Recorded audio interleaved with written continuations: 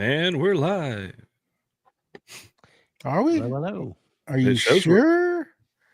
Hold Are on. you positive? I'm refreshing. And we're up on YouTube's. We're on the YouTubes. Do you notice that it's so much quieter today? It is. There's it's no weird. horsing around. Something's wrong. Something missing. I don't know what it is. Put the explicit tag on. I don't know.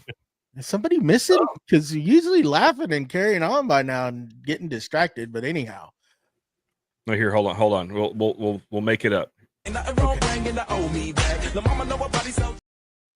Okay, there we go. Now at least he made a little bit of a presence. Yeah. But we wish him well.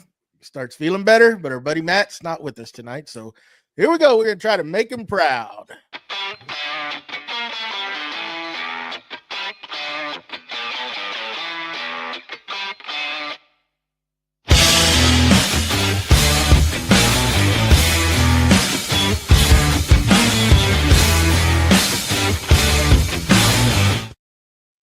Welcome to Creative Makers Podcast, episode 111.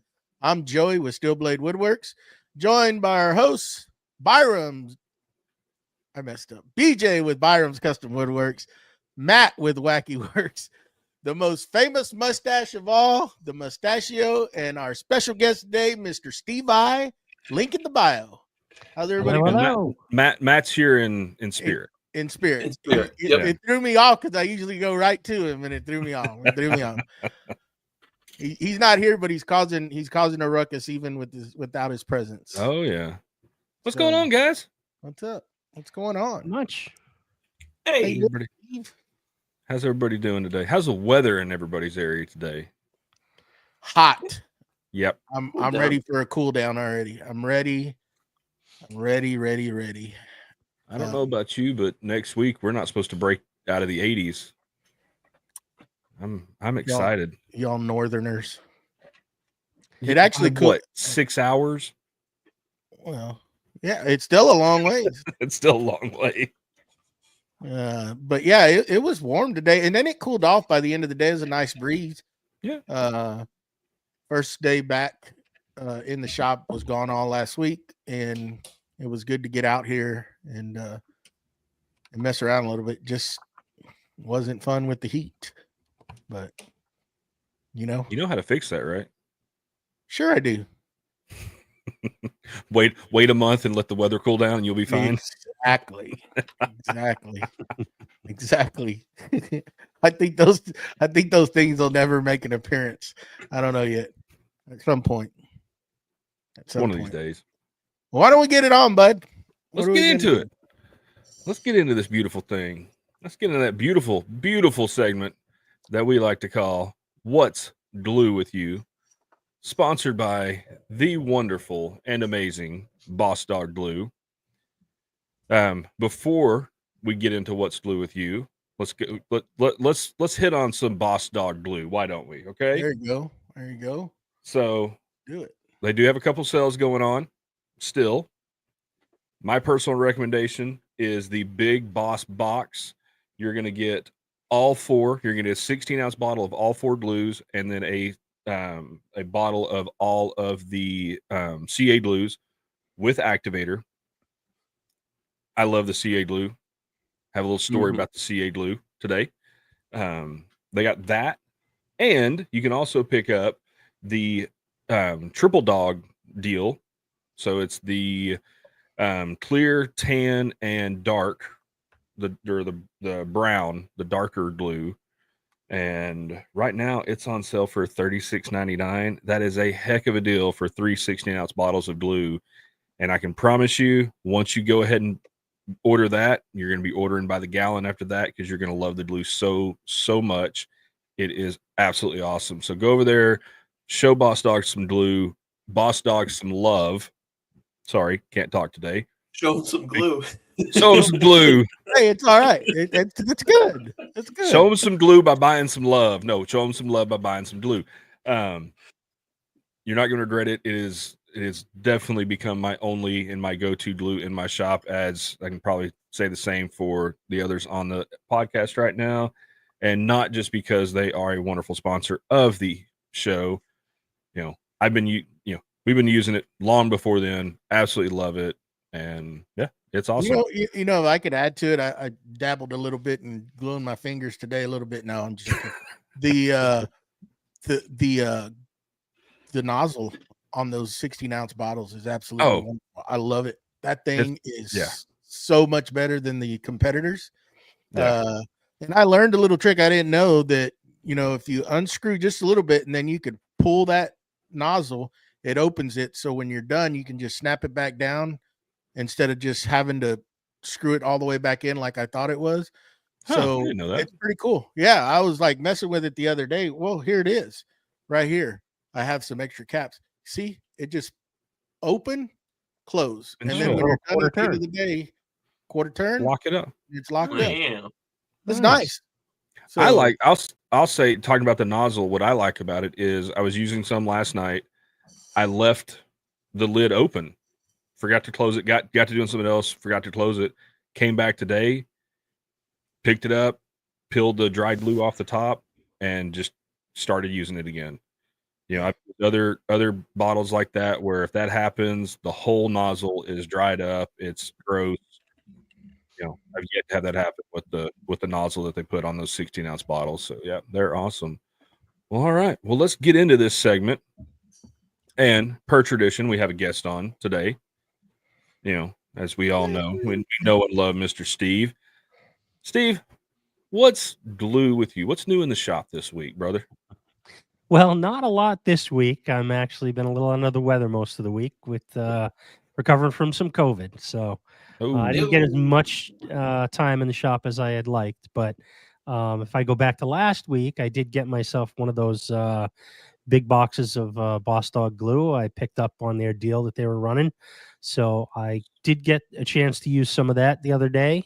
And you're right. I do really like that nozzle on there, that little quarter turn. Much nicer. Yeah. So and got you get that. a nice flow. You get a nice flow out of it, don't you? Yeah. Yes, absolutely. Yep. And I got from you, BJ. I got was it you? No, sorry. I think it was Matt. Matt sent me the 3D file that I printed up at the beginning of the week for the CA glue that came with that pack. And I got that over in the other room, already hanging up with the glue in it. And did that beginning of the week. And I managed to finally find some time to take my miter station and lay out all the drawers. So I'm going to do 4 drawers per cabinet box. So it's going to be a total of 30 drawers. Yeah, it's going to be a lot, but dang, I don't have a lot of storage down here in a small basement, so I'm trying to maximize everything where I can. And I think it came out to something like 4 drawers per cabinet are going to be 4 inches. And then I think the 5th drawer is, I think it came out to like 6.5 or 6.25, whatever the maths to. Yeah. So I got that all done up and got myself my little story stick with everything laid out. So I know exactly where everything is going to go, including spacing for my undermount hinges or drawer slides rather. So that's pretty much what I got going in the shop this week. And I was able to also get some decorations hung up in the shop. Oh, nice. Yep. You're already starting to decorate for Christmas there, bud? Or? No, just some shop banners from various different. Oh, companies. Yeah. You lucky dog. I saw that one. Nice. I got Oh, my Festool banner hung up, and then I got my my buddies over there, US Tool and Fastener. I got one of their banners. They were Nice. Cool. nice enough to send me one with a recent purchase, and got that hung up. So it's coming along, little at a time. Nice. Very nice. Very nice. Awesome. Well, all right. Let's get over to the man, the myth, the legend, the face of the podcast, just so he can answer the question that everybody's wanting to know. What's in the box? There's a lot of things. I don't even know where to start. He's like, wait a second, hold on. I having to think. I arrived yesterday from being out of town, and it was like Christmas in August. Oh man.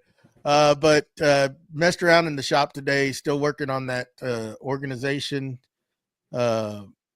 little new temp wall that I put in with all the toolboxes and trying to figure out that.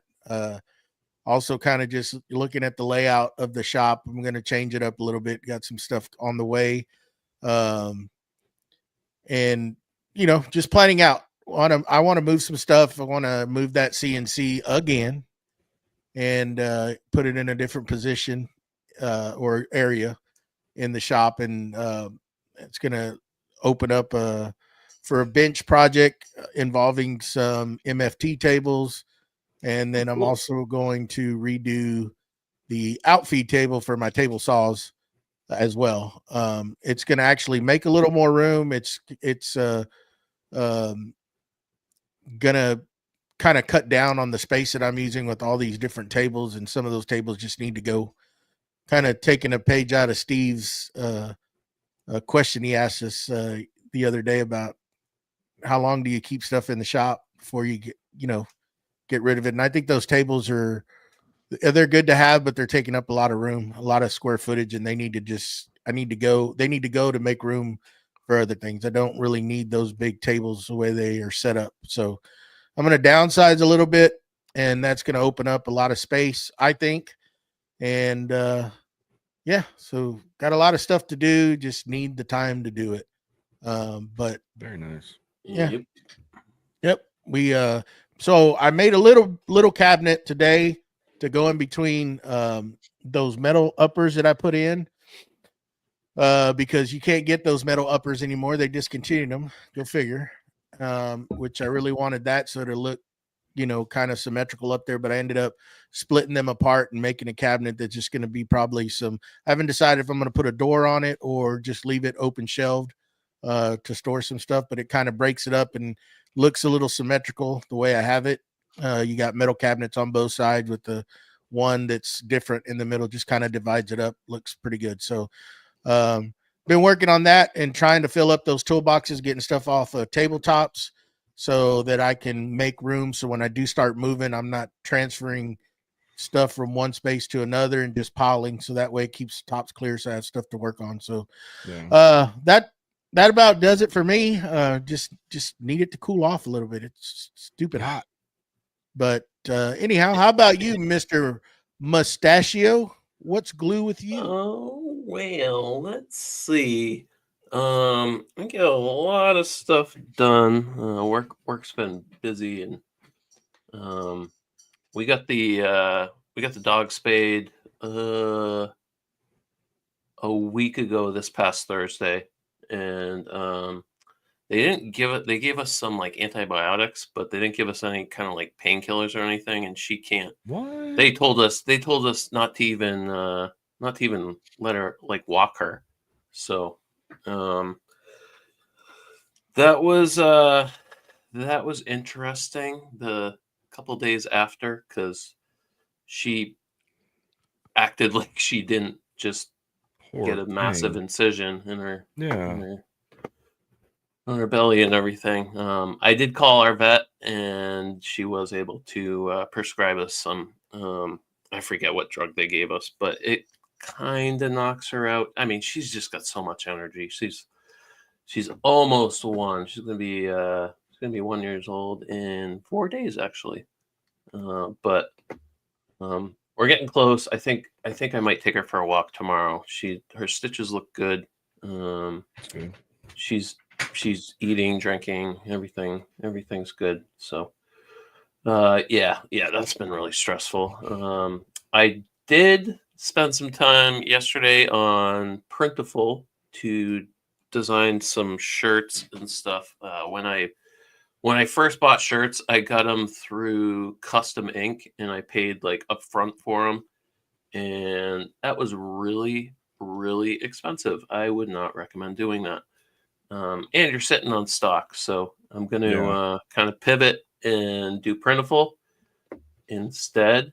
And I also spent some time getting my getting some 3D models set up. They're not visible on my website yet, but I'm gonna put some of the 3D models that I've designed on there, so that people can grab them and print on their own. Do a little blurb on description, like orientation and how to print it effectively. So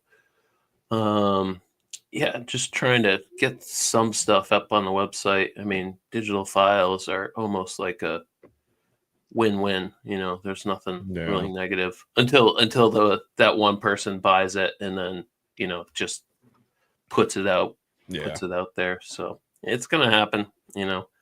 That's the risk we take. So he finally I complained enough, because he doesn't have any shirts that will fit a bigger size man, and I want a mustache shirt, and he was like, it was almost like he was totally against it last week when I told him Printful, and he's like, yeah, I don't want to mess with that. And then last night, for some reason, he's like, what was that website again? Yeah, I did get well, I also want like a couple polos for golf. And those, oh man, like the pricing on some styles of shirts and stuff. Holy moly. And those are just like plain, you're gonna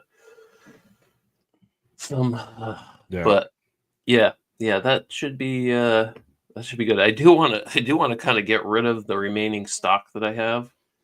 And I don't know, maybe I'll just run a fire sale and just, it might be really tight, and you're just gonna accept it. So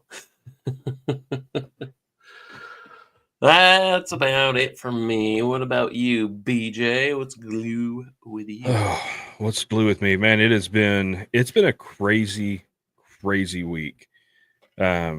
Finished the drawers for the 3D print station behind me. Got all the filament storage done. Of course, it was wonderful. Wife and daughter were in here helping me, and I'm, cutting all that EMT, that 1/2-inch EMT conduit for the filament storage. And it's repetitive. And each one of them is, each one of the pieces of conduit are 25 1/4 inches long. And I knew based on the conduit that I had, I could finish all but one drawer. I was going to have to go to the big box store and get another piece of conduit.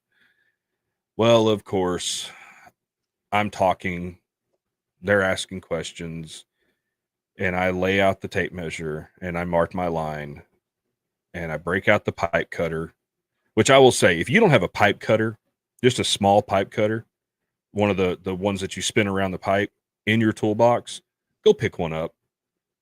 I've had one sitting in my toolbox for 15 years and I rarely use it, but man, when I need it, that sucker comes in handy. It's one of those tools that you never know when you're going to need. But anyways, cut it, go to put it in the drawer, and it falls right through. No, a little Measure short. twice, cut three times.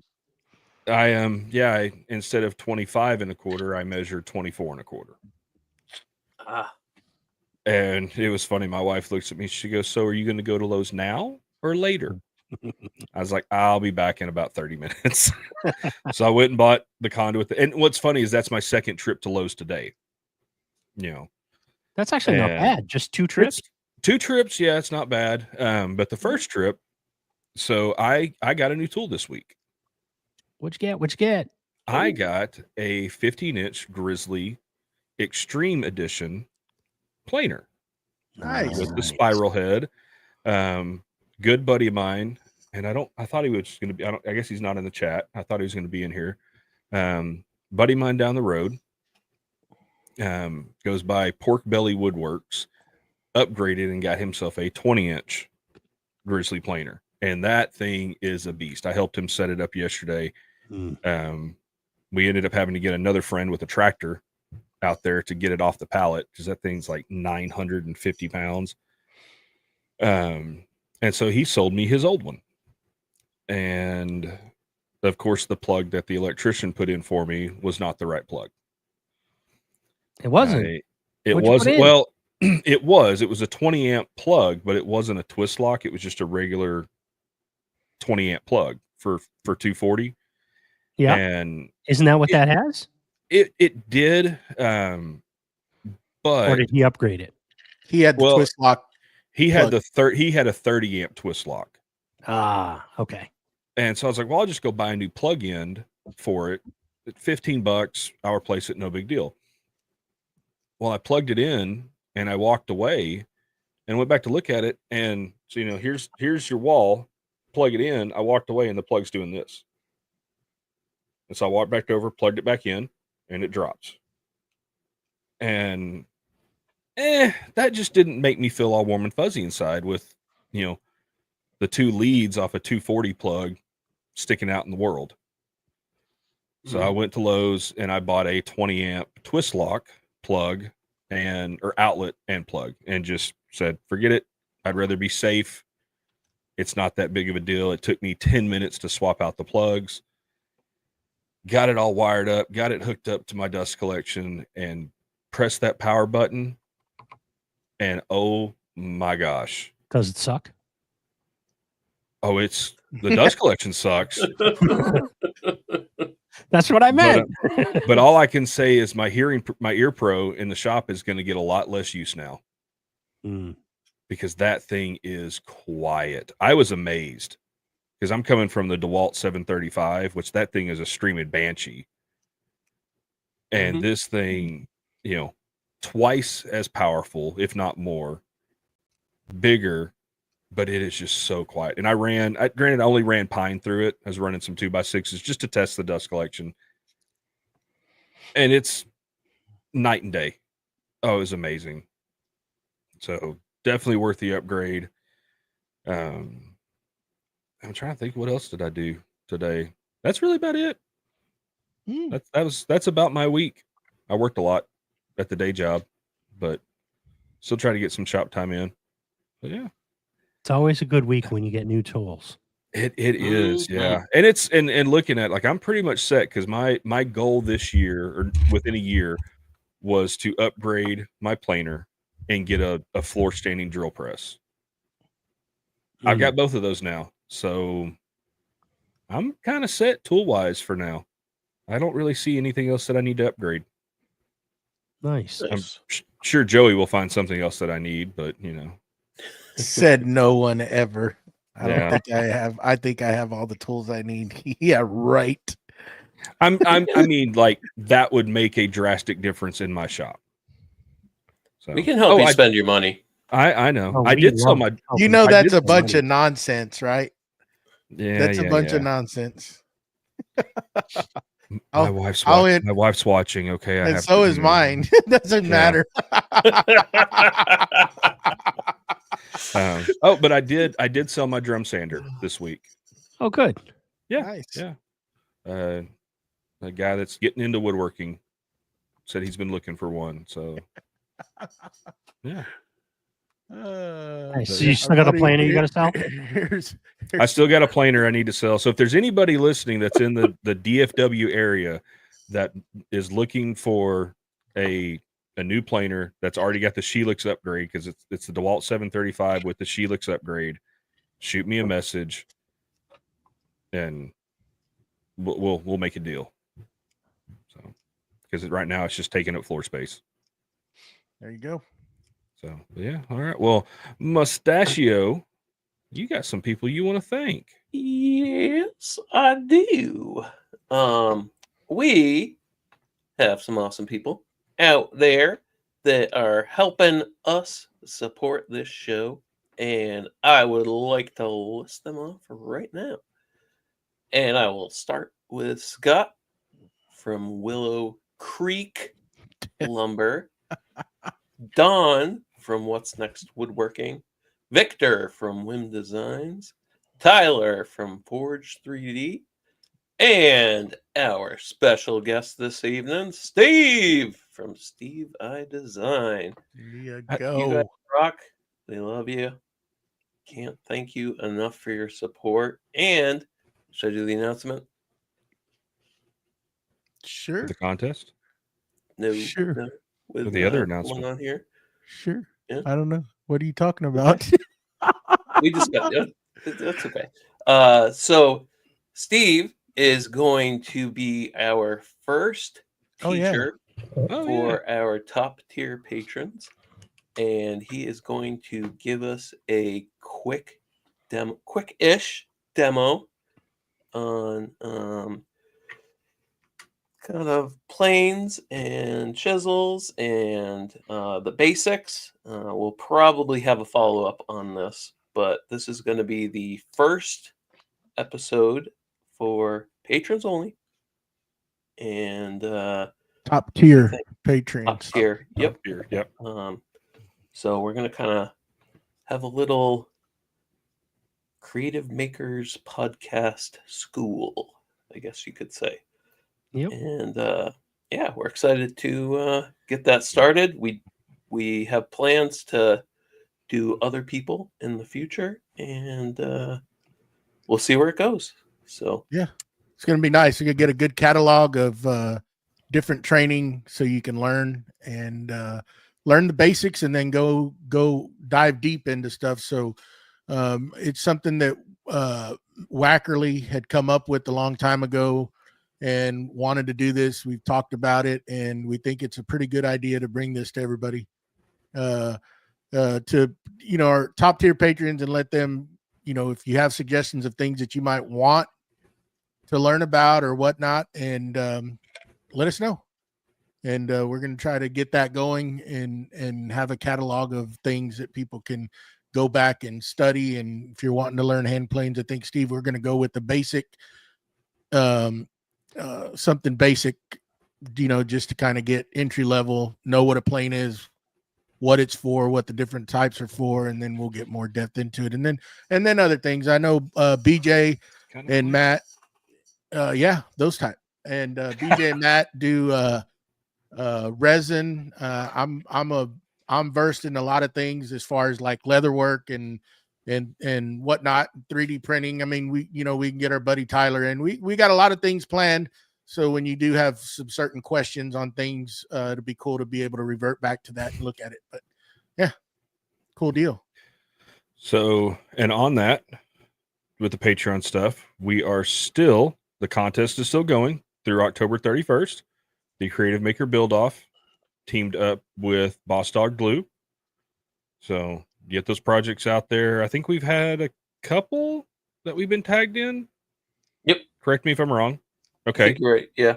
Yep. So yeah, let's get those projects out there. We want to see what y'all are making. It's gonna be a pretty cool deal when it's all said and done. Anybody else have any other announcements? I want to hit on one other thing before we get into our subject. I just want announcement, to just go ahead. DJ, just remind everybody how they need to enter Oh. that build off. Thank you, Steve. Post a video on Instagram and tag us or put us as a collaborator for the contest so we can see it. And we would actually like it if you did tag us as a collaborator, just so it can be on not only your page, our page, and that is how we will see that you've entered. Don't send us a message, don't send us an email, just tag us on Instagram so we can see the project. Yeah, tag us as a collaborator, and then also tag Boss Dog Wood Glue. Yes. And we're going to try to sweeten the pot with some prizes. Yep. I'm actually eyeing one that I think we can discuss here after the show, and may throw that in there to kind of spice it up. See if we could get some people to come in. Spicy. Yeah. Why is it spicy? Yeah. Cool deal. So why don't we jump into this topic? Can I make one announcement? Go ahead. So I know we have ConCon or SplinterCon coming up next month, but before that we have Texas Woodworking Festival. I will be down there. I believe Joey's going to be down there for a day. So I'm going to be down there both days. Going to be hanging out with our buddy Tyler with Forge 3D. But one thing I will be doing is I want to do some maker interviews. I've already got some companies that I'm doing some interviews with, but if you'd like to, shoot me a message on Instagram. If you'd like to set aside, get together, do a quick little maker interview, just talk about what you do, just something short and sweet.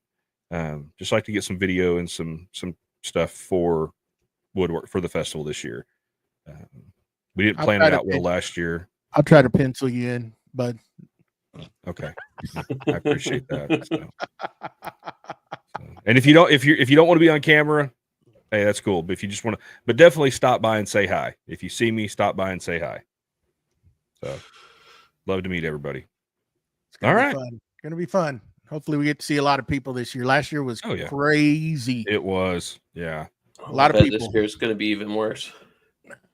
Hey, it's good though. Great state of Texas, baby, right in our backyard. At least we have something now where we're not traveling hours and hours and hours to get to. So something kind of centralized, Good stuff happens on the East Coast, by the way. Hey. What was that gibberish? I know. It's cut out there. So yeah, shout out to the Texas, was it Texas Furniture School? Texas School of Austin, Texas School of Furniture. Yeah, of Furniture. Shout out to them. They're the one hosting the event. Great. I believe so, yes. But yeah, it's going to be a fun show this year. There's a lot of really cool stuff going on this year. So yeah, if you're in the area or you want to take a trip to Austin, Texas, come down, hang out at the festival, and get you some good Texas barbecue, the best barbecue. Mm-hmm. And yeah. All right. Let's get into this subject. Cool. We're going to talk about hand tools versus power tools. So who wants to start that off? Hand tools for the win. Well, I mean, we're not all woodworking by candle or by kerosene lamp anymore. So I think, we're not. What? Come on kind now. of talk is that? You got a good light. You got a good light on now. I think you need to turn it off. It shows too much of you. No. This is just for our wonderful Patreon member, over at Willow Creek. He called me out for my lighting, so I did this just for him. Hide in the shadows. He can see my beautiful face. Just like a West Coaster would do, and there's Mr. Miller in there saying power tools all the way. Power tools all the way. We've got the Those power. West Coast guys, I swear. I love my power tools. Don't get me wrong. But I do love my hand tools, and they have a very, very dear place in my heart because they serve a purpose. And it's funny, I have a power planer. I have a Bosch power plane. I've used it one time, and I will gladly go pick up my Stanley number 7 over getting that annoying thing out because that Stanley does such a better job. Yes, the Bosch is a lot faster, but a good old-fashioned hand plane, but it's almost meditative when you start getting into using a really nice, well-tuned hand plane.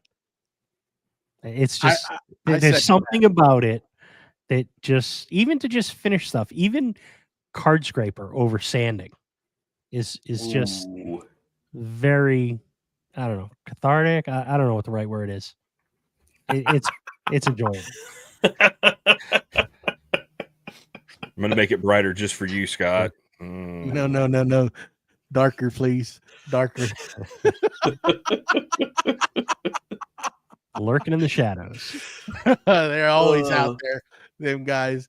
But no, back in the day, I'd bought a cheap one and I got hand plane, and I got frustrated. And I'd always been kind of, standoffish getting into that side of woodworking until I always wanted to do it. I was just like, I don't know enough about it. And it's just one of those things like, why am I going to invest money in these things? But by God, when I did and I got a decent one and tuned it. Oh, yeah. and what Steve says, it's therapeutic. Man, when you could sit there and just, I mean, make those shavings and just Big get a board. ribbons. I mean, it is without any effort, you know, Mhm. and it's great. And I think they hold a place in the shop. You know, it could be just needing to shave just a hair off of something. There you go, show off. Man glitter, right? Man Isn't that glitter. something? Yeah. He has it on his desk. It's probably not good for the keyboard, but you know. No, keyboard's a little bit further in front. You know, when you're trying to get, you know, a piece of material shaved down and trying to run it maybe through the table saw to just get that little bit more, it's so much easier to grab a hand plane and just knock it down, and you can fine tune that piece of material to fit into the spot you need it to. So, I mean, I think they have their uses. I think more people need to try them and not be scared. Hence why we're bringing Steve on to kind of to show that, you know. So what you said, fine tuning pieces to make them fit. What is that? What is it called? What's that jig? Shooting board. Is that what it's called? Shooting board. Shooting plane. Yep. Shooting board. Yeah. That is one thing that I really want to build. Just Super I saw easy. someone Super easy. I think it was Jay Bates or someone years ago that made one. And at the time, you know, I really hadn't taken a lot of time with hand planes. But still, you know, every time I see someone use that, I'm like, oh, that would be so nice, especially if you're doing hardwood edge banding or little things like that. Just and I've seen them where they've got them on a 90 and a 45. Mhm. And that just like, yeah, that's one of my goals is to I want to build a nice one. I don't want to just throw one together. I mean, there's, correct me if I'm wrong, Steve, there's pieces that you can buy to help you make it to where it's real nice. And then you can also just make one out of scrap material that's once you square it up and machine it, or not machine it, but mill it, you know. Yes, there are companies who sell really nice pre-made shooting boards. You know, just not a sponsor or anything, but Rob Cosman sells them. They pre-make them. They're not anything super special. They're just usually some MDF, possibly some you know, Baltic birch, and then some hardwood edging for the front. You know, usually, you know, something like Paduke or oak or even maple, some hard material, and then just a lip for the bottom to catch on your bench. That can be as simple as just you know, some regular plywood scrap, right? And it doesn't take a lot. The one thing you just really need to make sure is that when you set it up, that it's perfectly square. You know, your fence to that edge that the plane is going to ride along just has to be square at 90 degrees. Now, you know, Joey said shooting plane. Is there a specific plane that you have to have, or can I use, you know, like my number 7 or my general that I've got? In general, the thing that you want to make sure is that the sole of the plane and the side of the plane are 90 degrees. Okay. There are some planes where that is not the case, where the sole of the plane and then your sides may angle in, or they may angle out a little bit, or they might just, the castings might not be perfectly square. Perfect. Okay. Now, depending upon the price point you're at, they'll spend more time finishing and making sure that the sole of the plane is lapped. They may not spend the time on the sides. Okay. Now, there are specific planes that are designed to be what are called shooting planes. Okay. And then there are some higher end planes, specifically Lee Nielsen, one of my personal favorite. Most of their planes, they machine to be perfectly, you know, 90-degree right angles on their sides and their sole. So you can use something like a 5.5, or a 4.5 or a 4, even though it's a regular bench plane, you can use those as stand-in shooting planes. They also make Okay. a low-angle plane. I think it's a 164, which is about the size of a 4.5. And they also make a larger one, which is a 62. Those are both low-angle planes, but those both have 90-degree sole to side, Okay. machining. So you can use those, and then they also do make a 51, and you can probably see these.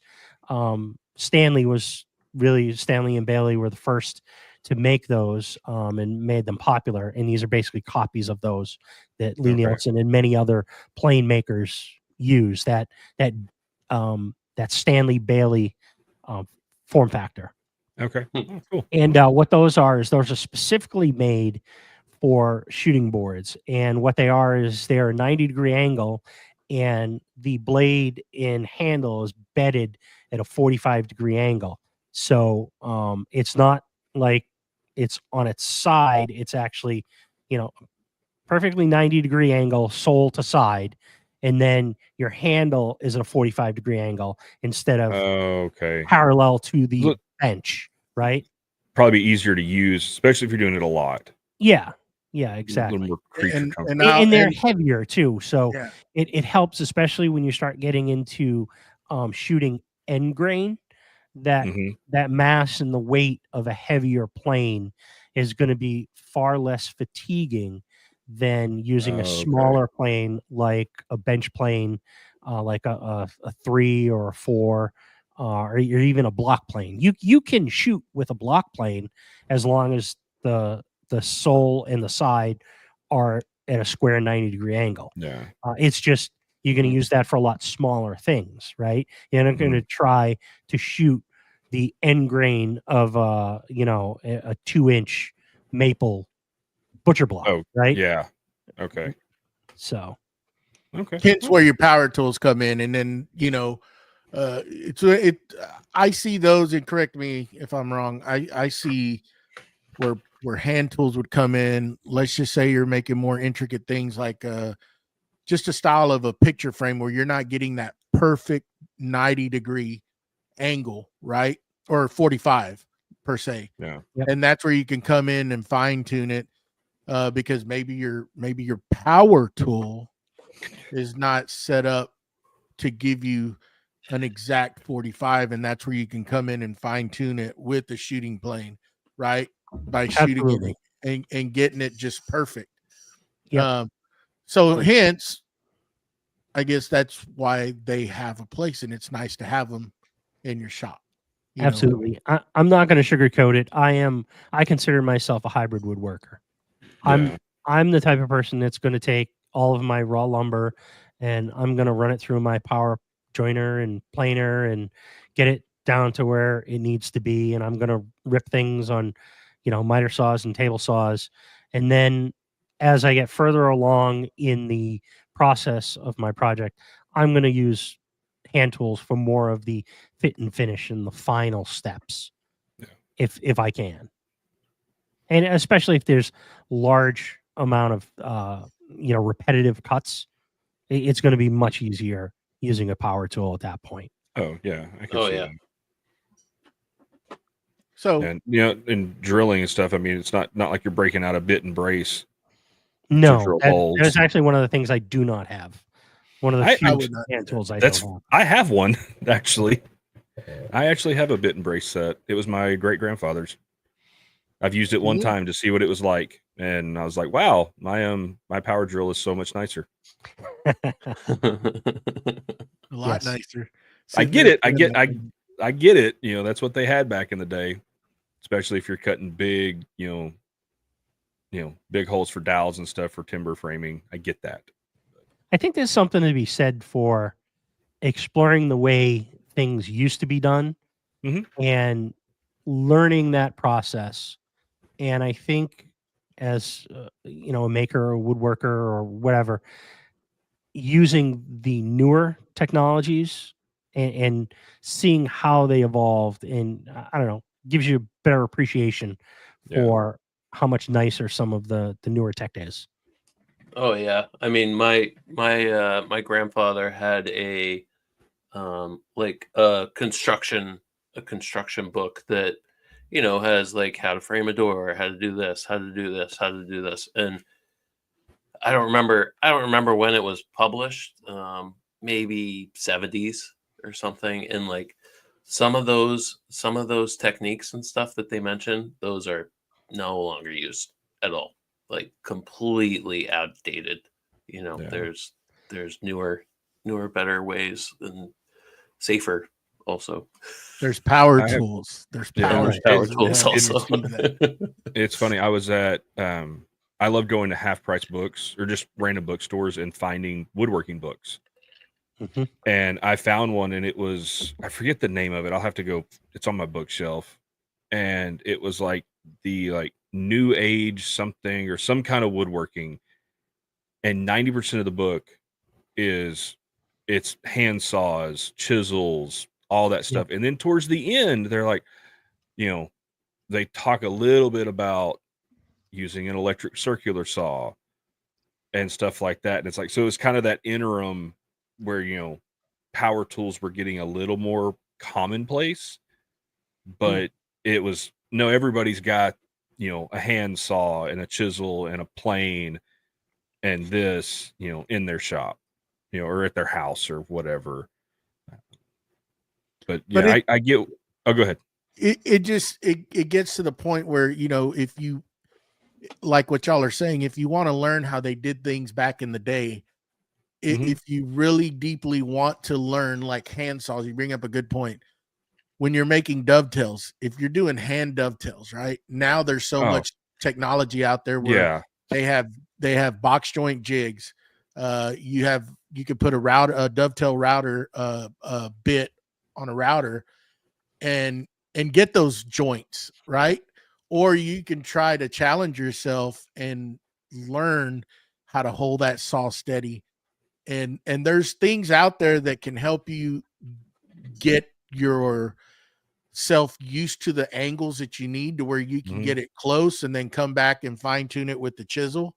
And those are things that I want to learn. Those things, because anybody can take a router with a dovetail bit in it, or a some sort of jig that one of your big places like Rockler, Woodcraft, whatever, will put out there.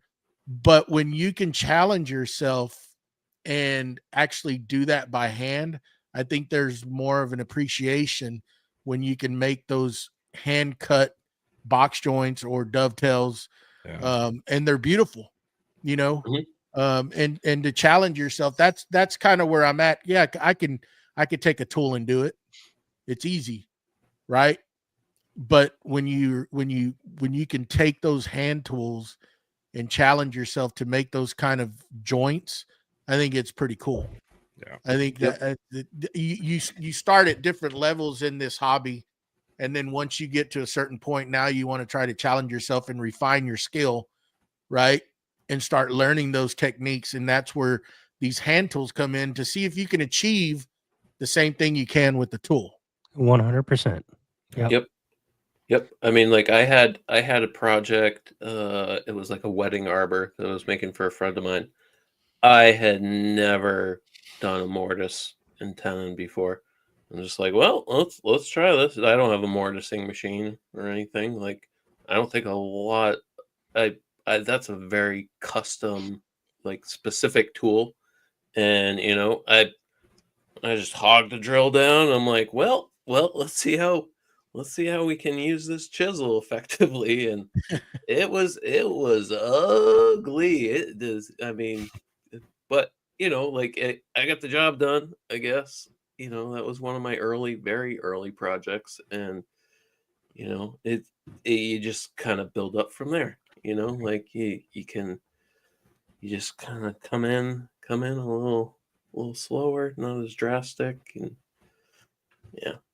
Yeah, I mean, that's where power tools have how do I say it, have brought the laziness in. where they used to have to do it. I mean, Well, where they think used to about have it. to do it by hand, right? Yeah. And now, I agree with you on that. Yeah. right? And now you could just get a mortising machine, right? And then you can just fine tune it, or it's pretty dang dead on Yeah. to where, I mean, just like the domino, right? If you want to do mortise and tenon, I mean, you can accomplish it with the domino, or do you want to do one by hand? Where's the satisfaction in it? And I get it. You're trying to build things, and you got, deadlines, and these tools make it more efficient and easier and more accurate.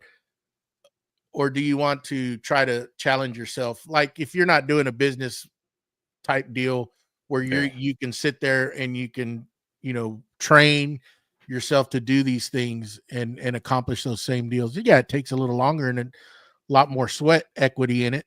But what are you going to get more appreciation out of?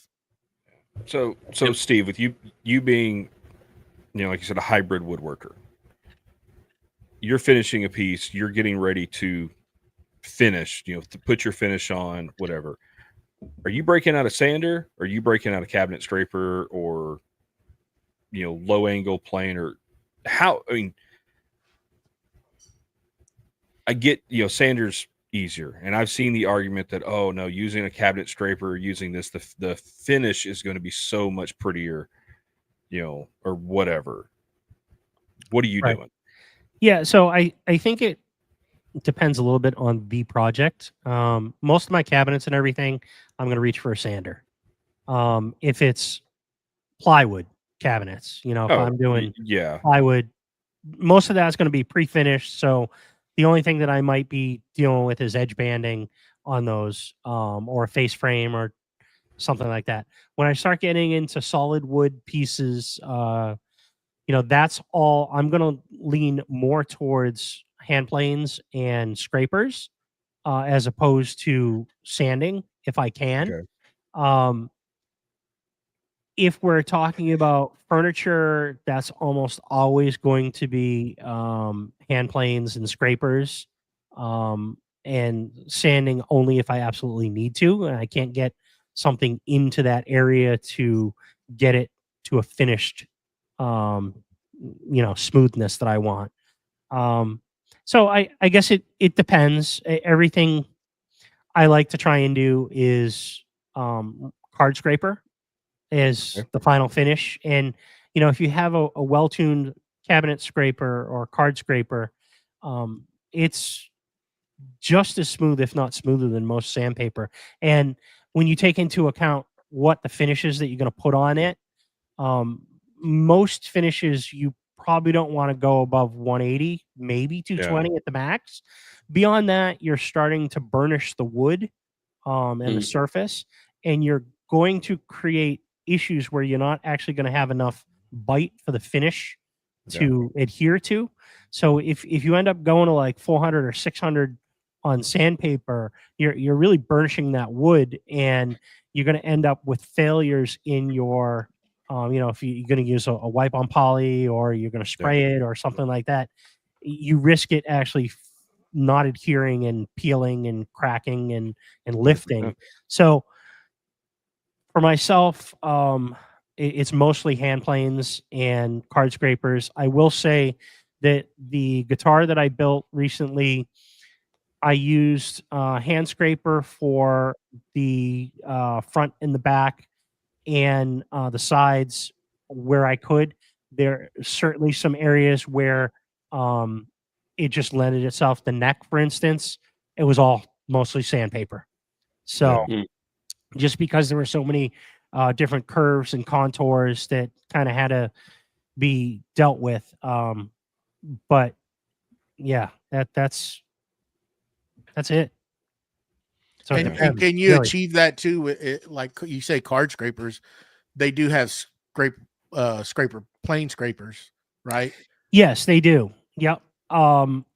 Much easier on larger flat surfaces. So if you're doing something like an insert panel on a door or something like that, larger area, certainly that that hand scraper plane, that cabinet scraper plane, is going to be a lot easier in it. It's going to be easier as well with highly figured woods, as opposed to the flexible card scraper. We got a question from recycled wooden things, and what's the equivalent grit? That's a great question. If I recall correctly, I think a cabinet scraper, flexible cabinet scraper, that is equivalent to about a 150 sandpaper. I don't quote me on that 100%. I seem to recall that's what it was. It might be a 120. It's honestly been a while since I've looked that up, but it's fact check me out there. Someone Google it and throw it in the chat, but I think that's about where it is. Cool. So what other tools do you think is a good discussion between hand tools and a tool? Let's go ahead. I found the answer. The equivalent finish is roughly 180 to 240 grit sandpaper. Okay, so it's even finer. Well, that's according to Google. So, and there's a whole lot of stuff, videos and training, and I know that some of the bigger places, when you do buy card scrapers, they will show you how to sharpen them, because it does take a technique to sharpen those to get them properly done. So what other tools in the shop would you say that, let's just say that you couldn't do away with? And flush trim saw. I was about to say that exact same thing. Flush trim saw, or was it the Japanese style crosscut saws, the ones that like Temple Tool makes? Mm-hmm. Yep. I have a razor saw that, my hands don't necessarily like it because it bites, but I absolutely love, the finish you get. Yeah. So, and there is a very, so let me ask you this. How else would you accomplish that if you didn't have that sort of pull saw? What would you do? Like a flush trim? Yeah, I mean, you'd be using like a flush trim router. But if it's protruding real high, yeah. But in a scenario where it's protruding real high, I mean, would you just go back to a general, regular old run of the mill saw, where you have a chance, because those teeth are bent differently, right? That's what I was going to say, because there's a difference between the dual Japanese, dual edge saw or whatever it's called, versus a flush trim, because a flush trim, the blades are flat. Yeah, there's no set. Yeah, there's the other ones, like the one that you've got right behind you, Steve. That's the one. That one, the blades they'll eat into your finish, eat into the wood. That won't. Right. This one, for those who are on the video, the flush cut trim saw that I'm holding up right now, these have 0 set, and what the set is if you look at the teeth as if you were cutting, the set is alternating teeth are bent. Like if you're using a rip cut saw or a cross cut saw, the teeth have set, so they kind of almost form X's, so that they actually can cut the fibers of the wood and clear out that sawdust. The flush trim saws don't have any set. They're perfectly flat, and they will not mar the finished surface that they're grinding up against. Depends on the person running that. For the quality of the well, there's always operator error, yeah, but in general, with no set, they should not mar. You used to see a lot of people using that other style saw as a flush trim saw, and they're like, oh well, the only way to save your wood is you got to put playing cards or something underneath it, Yeah. And they were calling it a flush trim saw, and it's like this is not a flush trim saw. Like that hasn't had set. yeah. And I've made that mistake because you grab it, you have it, and it's like, but now I have an actual flush trim saw. And Yeah, It your just makes other a huge options are, like Matt said in the chat, is you have to cut it a little bit higher and then sand it down. Or if you have a good chisel, you can always, pare it down Yeah. that lower spot. But it introduces more risk of damaging that finished surface. Yeah, because especially if you're dealing with ingrain, right? Right. Yeah. You- And some of it too is you can bring it down, cut it as close as possible, and then if you've planned into that process, the fact that then what you can do is take and sand the whole side of that, or you can just take a hand plane and pass it over. Yeah. It doesn't. is that when Matt's wrong. Matt's wrong. you have the proper saw to do that? I did. You know what? If that saw didn't exist, or if I didn't have that in my shop, I'd still have a wedding sign on my bench. He'd have just cut that piece of the bench out and taken it. It'd have just been permanently. Brought you a bench also. grab the I know jigsaw. we can agree on this. Congratulations. But it's and going back to the value of having hand tools in the shop, they're great. Now, am I going to go resaw veneer with a handsaw? No. Nope. And Steve, I'm pretty sure you wouldn't. Not with that attitude. No. I have a beautiful bandsaw that is phenomenal at resawing. There's a reason I bought a bandsaw. Yeah, but I know there's guys out there. Yeah, absolutely. There's another podcast that I listen to, and one of the guys is I can't remember the name of his. He does a hand tool school, and that's the hand tool school. Is it the hand tool school? Yeah, Shannon. Yeah, Shannon. Yeah. And I think the only power tool he has a planer. Yeah.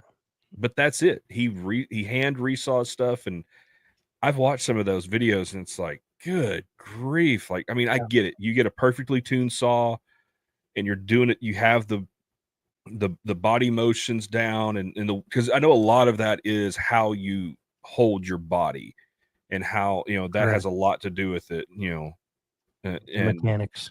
It's just like, but why? We have the technology. But then it goes back to us with CNCs get that. Right. That's not real woodworking. Well, 100 years ago, or whenever power tools came out, that wasn't real woodworking. Probably, it's going. I don't ever listen to people that say that. I'm like, you know what? Everybody has their way of doing things. Yeah. If you don't, if they want to throw that kind of stuff out there, whatever. Everybody has a way they want to do things, and it doesn't really matter. At least you're still doing it. You're attempting it, and that's right. Who cares?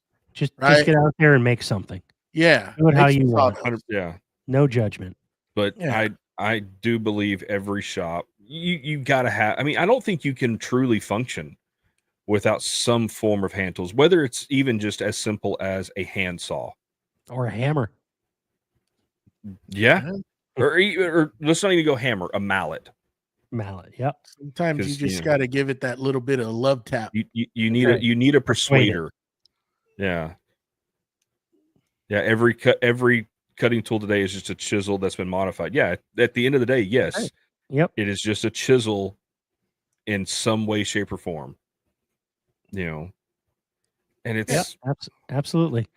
But having those tools set up correctly. I know that's my biggest problem is not knowing, exactly how to set some of these things up. I have a general idea. I always what are you talking about? Setting up, planes and chisels and hard scrapers. I know enough to be dangerous at the end of the day. I can get by, but, to have that knowledge to be able to, pick up a hand plane, use it one time and go, okay, here's everything wrong with this tool. Yeah. Here's you what have that confidence that when you do go in there and start tuning it, exactly you're doing the right thing and not messing it up, because you can mess them up if you're not doing it right. Oh, yeah, 100%. Absolutely. that's what kind of just kept me away from that, not wanting to do it. And then you get to that point, it's like, man, do I ask somebody and are they going to, make fun of me, or whatever? And it's kind of like you shouldn't have that attitude. And hence it's why, Steve is a great asset to have, because he knows a lot about it, and he can coach us and tell us. And I made a large investment with them, and I want to learn how to use them, and I want to learn how to use them correctly and be able to sharpen my own stuff, and just have that confidence. But man, the one I did use, and after it was sharpened, it's like cutting butter. Mm-hmm. Oh yeah, They're nice when Absolutely. they're set up.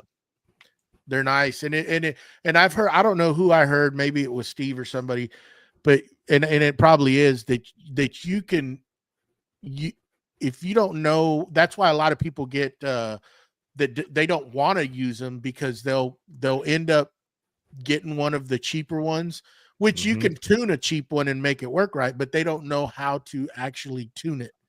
Yeah. And then that discourages them from, they're like, they throw that in the drawer, and it's like, I'm not going to do that. I'm not going to try that. I think it's relative with anything that we talk about in woodworking, as far as if you go out and buy a $50 bandsaw, or you go out and buy a $500,000 bandsaw, they're going to be very different tools, even though they're both bandsaws.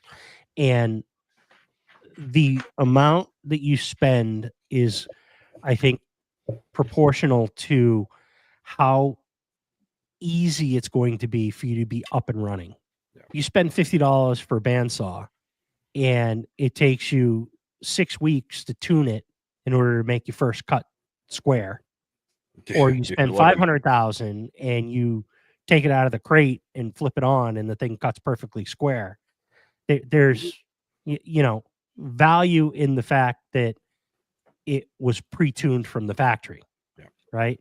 If you're going to go to your local orange or blue big box store, and you're going to buy a $50 or $70 hand plane off the shelf, take it home and take it out of its plastic case and think that it's going to cut perfectly, you're sadly mistaken.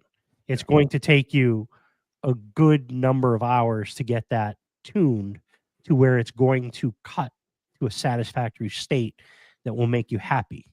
Whereas if you spend more and you look at something like a Melbourne Tools, which is, I would say, a middle of the road starter, it's going to come from the factory already with a lapped base plate, and it's going to be sharp right out of the box. Yep.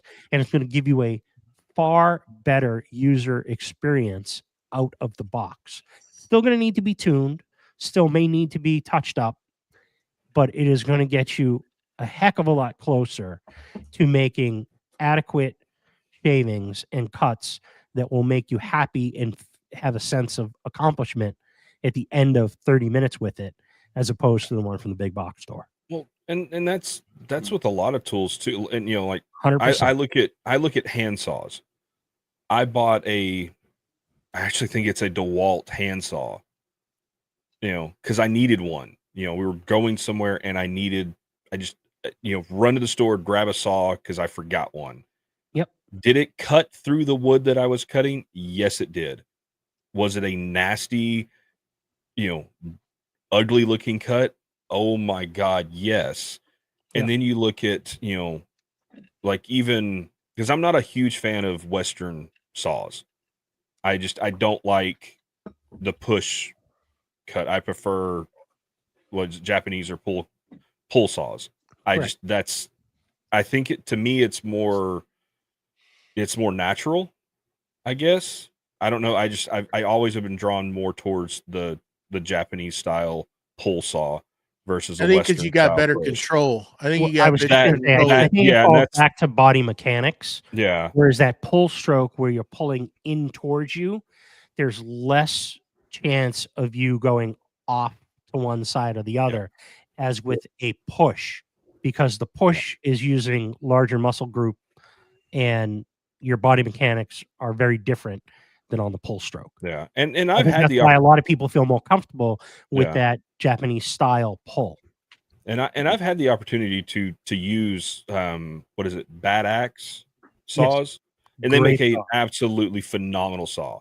A- Talked to the guy and you Yep. know, was able to use one, and I told the guys, like, I love a Japanese style pull saw, and he's like, well, here, just try it. And he told me straight up, he's like, you're probably not going to like it. You're probably not, because you have your preferences. And I tried it, and I was like, this is a nice saw. But I For bet you it was a me- lot easier to use than any Oh, of the other 100%. you ever Yeah, used. 100%. But it was different. And he even looked, when I was using it, he's like, you're not going to buy this saw. And I kind of looked at him, I was like, why? He goes, for someone that really likes a pull saw, you're not going to spend the money that we're asking for on a saw like this, because you're never going to use it. Right. It's not going to be enjoyable for you. And he's like, and I get that. He goes, I will never, like, you're not my customer. This is not your style of saw. But that to be said, there's a huge difference between the $20 DeWalt hand saw that is designed to just make quick, nasty cuts versus the $300 Bad Axe saw that is tuned.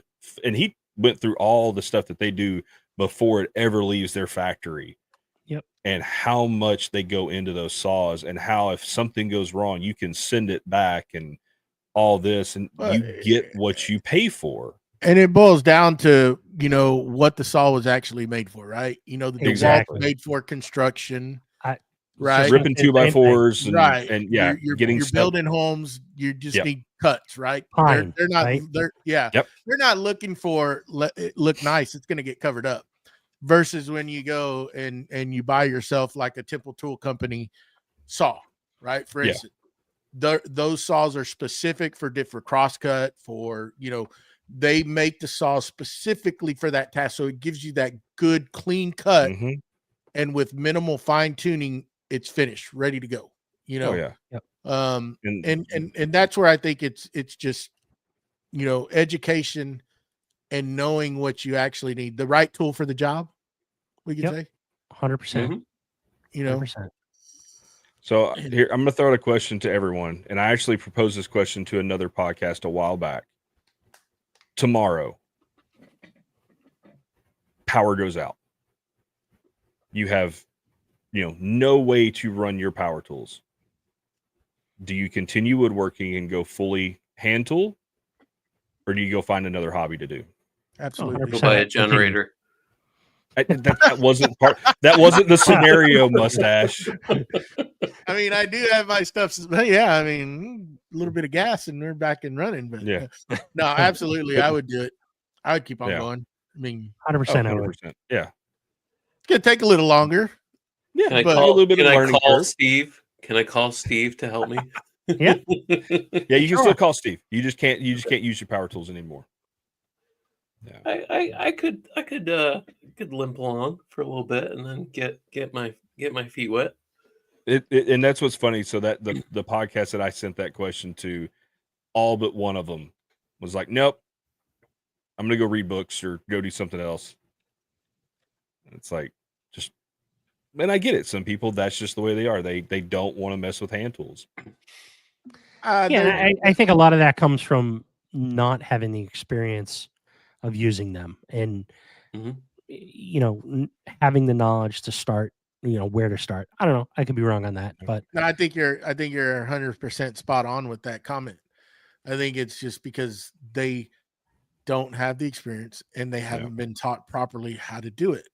And if they were actually put in their hands and used, I think they'd have a whole different outlook on it.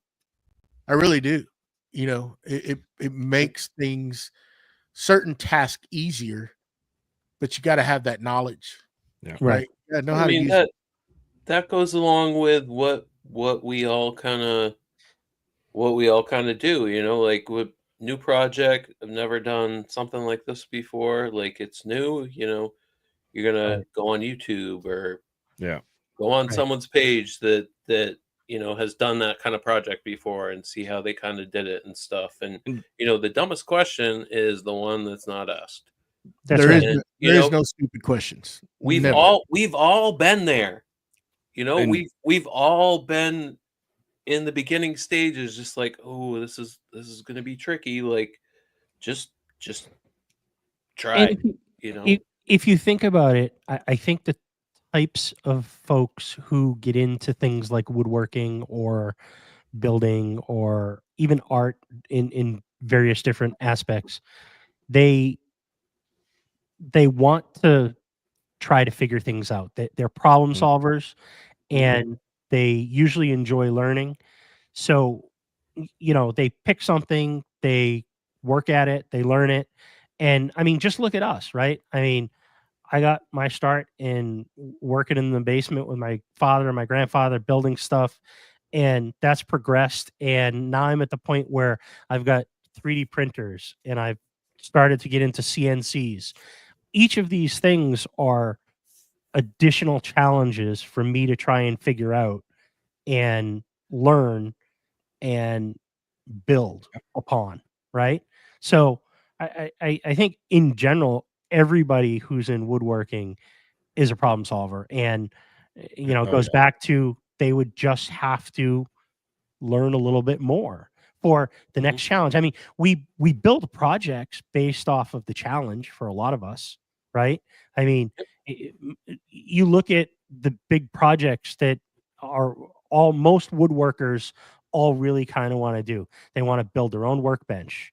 They want to build their own boat. They want to build their own canoe, right? There is like handful of like major projects that just about every woodworker kind of wants to do. And it's for the challenge, right? Yeah. And if you don't have power and you have to learn something new, it's the challenge. The question is how far along are you in what your other interests are, as to does it make sense for you to change those hobbies? I think that's and you talk about the challenge, and I have a challenge I want to set for myself because I don't think I will ever own a joiner. I just Never say never. I okay, because I've owned a joiner, but I sold it because I never finished restoring it. But I want to get good enough with a hand plane, specifically a joining plane, to where I don't have to worry about that. Where I can join a board with a hand plane for the satisfaction of being able to say that, this whole panel glue up or table glue up I did, all the joints were done with a hand plane. Yep. And a hand plane's a lot easier to store than a joiner is. That's true. So True. Now, granted, I get it. Having a joiner, if you're, in production and stuff like that, it makes a difference. But It makes it that's- easier. Yeah. It's all. I mean, it makes it easier. You can get from point A to point B quick. Right. You can join two faces, and then boom, you're going through a planer, and you're Yeah. ready to rock and roll. Right. You can go straight up to glue up versus. I think it depends too on what you have already. So if you have a track saw, you have another alternative to a joiner, right? Yeah. And that right now, that's my joiner is my track saw. Right. So that's what is it? Different ways to get to yeah. Yep. He said Yep. it good. Oh, Lido, 100%. Yep. you got it there. Yeah. So I mean, there are different options for that joiner, but if you do end up in a position where you can get yourself a joiner that doesn't need to be fully restored or anything like that, Yeah. you might change your mind, and it might actually be another tool that you'll add to the shop. Yeah. I think Yeah, you would have a that's whole what I'll different say. outlook if you had one. Oh yeah, that was no, and running. I've used them. I've used joiners before, and it's one of those things like, well, until I have the funds for it, because I don't want to go out and buy a cheap one. If I'm going to buy a joiner, I want to buy a nice wide buy once, bed. try once, like everything Yeah. else we talk about. Yeah, I have a 15-inch planer. Do I need a 15-inch joiner? No, No, but it really makes it. it nice. would be nice. I don't have the room for a 15-inch joiner. Not with in the that finish shop. attitude, you don't. I would make room. I would make. But, yeah, You can but find room. yeah, Yeah. there's other ways.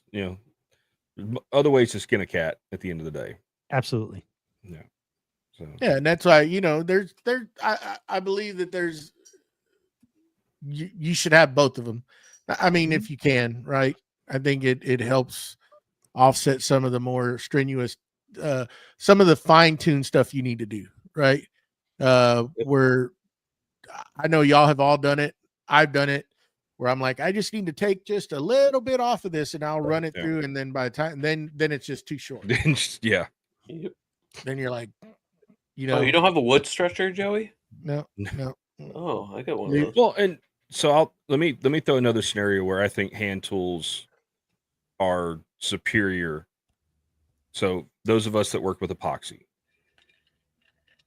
it is so much nicer to, like, when you do, say like you're filling in knot holes and stuff like that with epoxy, being able to use a hand plane or a card scraper to get rid of that, to bring it down level with the wood, versus using a sander. Because if you're not careful and you use a sander, you're going to get divots in the board. Yep. Because of the epoxy. So breaking out a hand plane, for that, or a card scraper, or I mean, even if you can, using a chisel, it is so much nice. So much. I think it's better quality versus using a sander. Mm. Then again, also, if you got the room, if you got the the wood to sacrifice, run it through the planer again. Yeah, I think with your comment about the sander with the epoxy, I think the thing that you really need to watch with that is that you have a hard pad on that sander. Even with a hard easier. pad, you can still, it's not as noticeable, but you will Right. still get minor, Yep. Because of divots different densities. around it. Yeah. 100%. I've messed one up. And it was just because I wasn't used to the tool, and I put the Rotex on it, and that thing just eats it. It quick. eats. It just, and I created divots in one just quick, because that Yes, animal it will will. eat some material up pretty quick. Yes, it will. Yeah, And it does not take long at all. I just wasn't well trained on it, and knew how to. I was always used to the other type of smaller sanders, and when I did a workbench top here for my shop that had an epoxy inlay, man, that was the first time that I actually used it, and boy, man, it took that stuff off so quick, and ended up just going past, where you ended up with some divots in there, and I was like, ew, that's not good, but you got to learn that piece of equipment, because that one especially, because that one will take some material off quick. But like you said, if card scraper or some other sort, just to get it roughed down, and then maybe go with the fine, finesse it with the sander that's not so aggressive, to get it where you need it to be. Because most of the time, we're not going to have, when you're building stuff like that, once you're at that point, you're dang near finished, right? Are we going to have a planer that's wide enough to have that, that you could send a whole tabletop through, say you're doing a river pour? No, I mean, you're going to need a 30 something inch planer to send it through. So at least you can get it down. That's where you need to learn to use these other tools to help get it 100%. To that point, Yeah, and what Matt said, practicing on shop furniture is a great way to hone your skills. That's why I've always been big on, I've gotten called out for using different finishes on shop furniture. One, it's my shop. I want it to look pretty. And two, I'm not going to test a finish I've never used on a project for a customer. Right.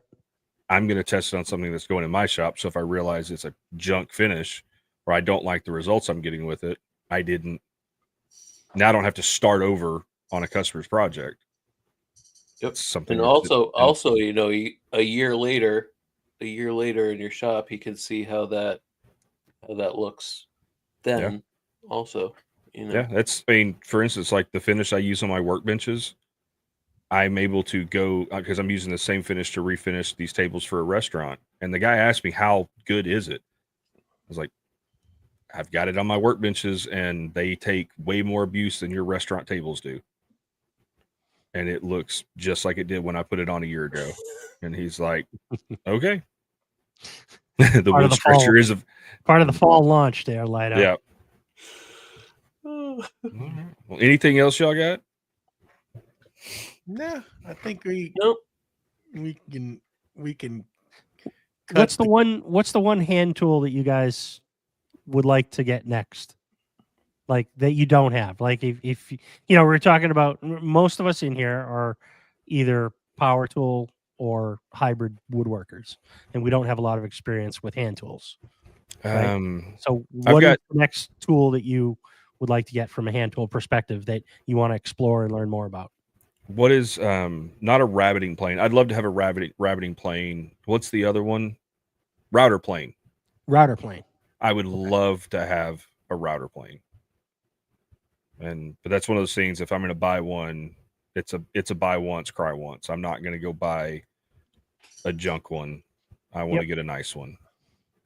But I'd also love a rabbiting plane too. That's one that I don't have yet.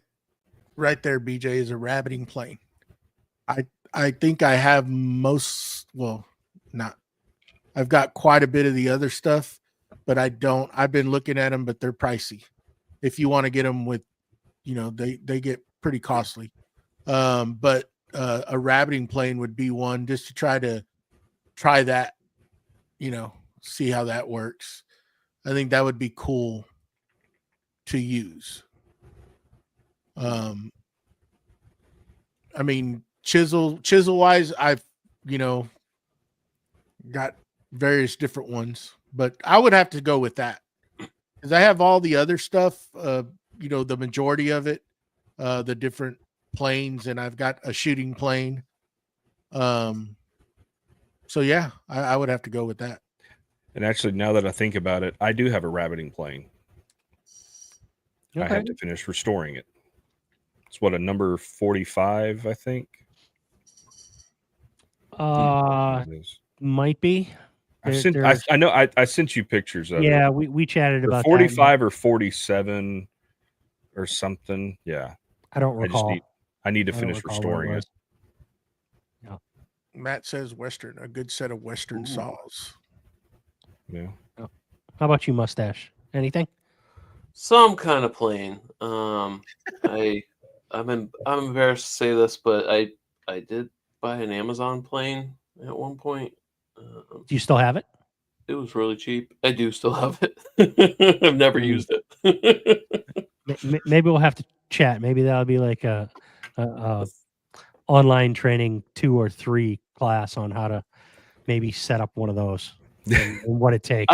I have. No, I take that back. Maybe a 5-part series on that. I have used it a couple of times. It works. It works. It's not going to be as fancy as some of the other ones. It doesn't have to be. That's the whole point of this. Blade sharp. Blade sharp. It's at the right depth. Like it's giving me what I want. Like it worked. It worked. You don't need to be embarrassed, by what you have. Who cares? Just fine tune it and use it. Yeah.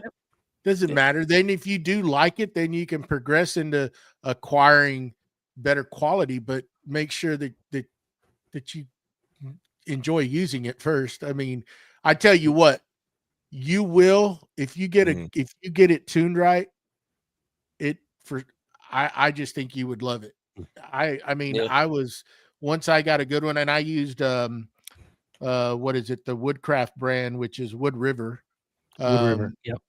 I have some of those, and they're very heavy planes, but man, they seem quality. I don't have a Melbourne tool, but I hear good things about them. But there's some good planes that are at decent prices, where you're not going to go out there and spend, like on a Lee Nielsen or the other brands that we're not going to mention on here, which I do have, and they're nice. But but like Wood River, I mean, I picked this up because I wanted to try it, and this is a Bench Dog apron plane from Wackerle, and that's their brand, and it's nice. Just to compare it to the other ones, it's well made. I haven't tuned it. I haven't checked to see what the tolerances are on it, but it was a cool little apron plane that I picked up this past week, and I want to try it out. It's good to, when even to put a bevel or something real quick, just to do a quick chamfer on something. They're nice to have in your pocket where you can just pull it out and boom, real quick. You're not having to pull a router out and do all this other stuff, man. You can just run that thing across it just to work the edge a little bit, and they're great to have. That's me. I've got the small one. I've got one of the mini block planes from, it's the company that Harvey Bridge City. Bridge City. Bridge City Tools. And I have their tiny plane. Yeah. So you see, you got it. There you go. And I love that thing. That thing's nice. I like the adjustable feet on that. Yeah. So you can set depths and different. Yeah, it's nice. It does get used. See, you do have one, Mustache. Yeah. Well, I'm an amateur still. Yeah. We're all just amateurs. Hey.